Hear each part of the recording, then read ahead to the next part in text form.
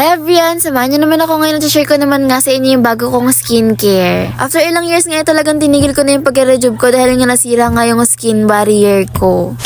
Bago nga ako matulog ay papakita ko na nga muna sa inyo kung ano nga ba yung skincare ni Arian. Excited nga talaga akong i-share to sa inyo dahil nga finally iniwan na ako ng mga pimples ko. Kung kailang mahal ko na yung mga pimples ko at saka naman nila ako iniwan. Cheers! Kaya naman na yan, bumangon na nga ako para nga makapagilamos na at makatulog na pagtapos. Hi everyone! So today mga be, share ko lang sa inyo yung aking skincare night routine. So disclaimer lang, etong video na to hindi siya sponsored kasi pagdating sa mga skincare talagang hindi ako nag-a-accept ng mga iba't ibang products kasi nga ayokong mag-suggest sa inyo ng yung parang sinuggest ko lang kasi bayad siya or what. Sa skincare ginagamit ko is tatlong product lang talaga. Ito yung panghilawas ko, yung YOU, and then ginagamitan ko siya na itong aking vitamin C na face serum. Itong acne mud powder ko na may holy grail ko talaga. Holy grail. Talagang binibili ko siya. Ayan, bagong bili to. Ito rin, bagong bili. Ito yung mga old na ginamit ko na ubos na siya. So, bumili na ako ng mga bago. Alam ko kasi naghahanap ko rin ng mga mapagkakatiwalaang skincare guru. Skincare guru. Dati kasi hirap na hirap talaga ako mamili ng mga skincare na dapat kong bilhin. Kasi, you know, maraming ang mga, yung parang mga makinis na talaga sila tapos tsaka sila mag-endorse ng product. Though hindi naman ako naninira, sinasabi ko lang. Makinis na yung face ko, pero hindi naman siya sobrang kinis talaga kung tinignan mo. Ayan, gusto kong ilagay dito yung mga picture ko ng ng marami pa akong pimples. Hindi ko alam kung may mahanap pa ako, pero napapanood nyo naman yan sa mga vlogs ko. Diba, meron silang mga nilalagay na balm sa mga face nila. Alam nyo ba guys, yung mga product na gagamitin ko ngayon is yung mga accidentally lang na nabili namin ganun or yung aksidenteng nagamit ko lang na parang gift siya ni God sa ayan, yung ginagamit ko nga pala sa face ko is itong YOU. Tinitipid ko siya kasi medyo may kamahalan. Hindi naman sobrang mahal. Inong ginamit ko siya para mas lalo akong gumanda. Aray, nahilam na ako. Teka lang, babe, baka may multo. Ba't kasi ako pumikita?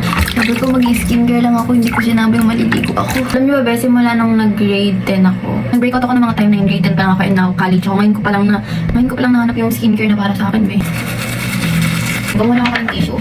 Hindi to face tissue pero nalakas. Sobrang tagal ko ring nag-rejuve. Siguro mga nasa 2 to 3 years din ako nag-rejuve. And then, na-accept ko na yung Pag nag-i-stop kasi akong mag-rejuve, parang siya, parang nagpe-breakout ako or nagpe-purge yung face ko. So, ang ginawa ko, in-stop ko yung pag-rejuve ko mga after 2 years, ganyan. Tapos, tinanggap ko na lang talaga yung mga tigyawat ko. Minahal ko sila, kaya iniwan na nila ako ngayon.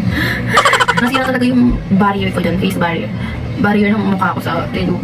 Hindi naman daw lahat, sabi nila. Pero yung ginamit ko, nasira talaga yung face ko dun. Ang gagamitin ko namang next is itong vitamin C na serum. Pero bumili ako ng bago kasi paubos na siya.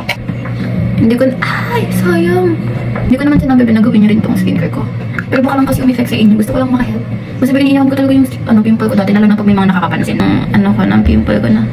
Dumadami yung pimple mo, ganun. Kung ano kasi yung pinapahid mo sa mukha mo. Ayun. Iniiyak ko na lang siya. Kasi wala akong magawa diba? Pero, ngayon, ano kayong mga nagsasabi sa akin?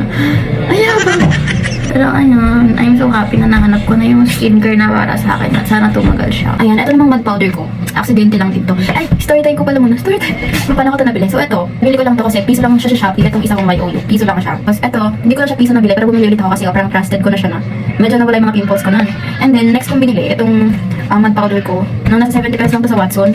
Trip ko lang mamili ng parang pimple patch. Pero ito yung nahanap ko ng pimple powder siya, mud powder siya. So, binili ko, baka sakali lang ako na baka umeffect siya. And then, umeffect naman siya. So, last year mas umokay nung dinagdagan ko na itong face brightening serum. Ito naman, binili siya ni mama. Ito, binili siya ni mama para sa kanya. Dahil hindi na ginagamit. At dahil ako yung nagbayad ng Shopee niya nung dumating to. Ako yung gumamit. Parang ang sarap lang sa pakiramdam na hindi ko na pinoproblema yung pimples ko ngayon. Though, ayoko naman maka-offend kasi pinagdaanan ko rin magka-pimples. And may pimples pa rin ako. Ayan, nakita niyo ba? Pero marks na lang siya. Hindi ko alam kung paano siya mawawala. Minsan, onti lang yung powder mud na nilalagay ko. Pero dahil naka-vlog tayo, kunwari hindi tayo nagtitipid. Para mukha tayong, social. Eto ba, nag-video call kami ng boyfriend ko.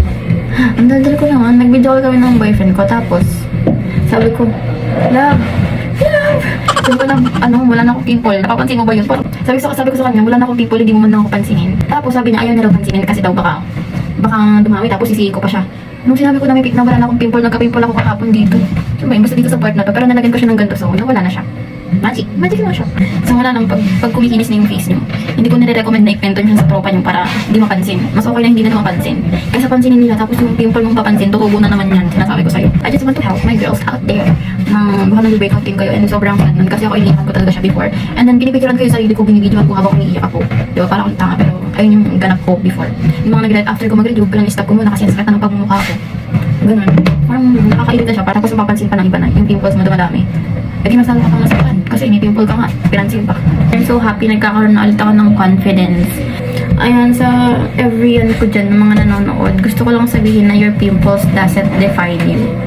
Parang hindi makatotohanan ng pag ako yung nagsasabi, pero kasi parang napipil ko kayo na parang ayoko na bumalik sa face na iiyak na naman ako dahil sa pimples ko.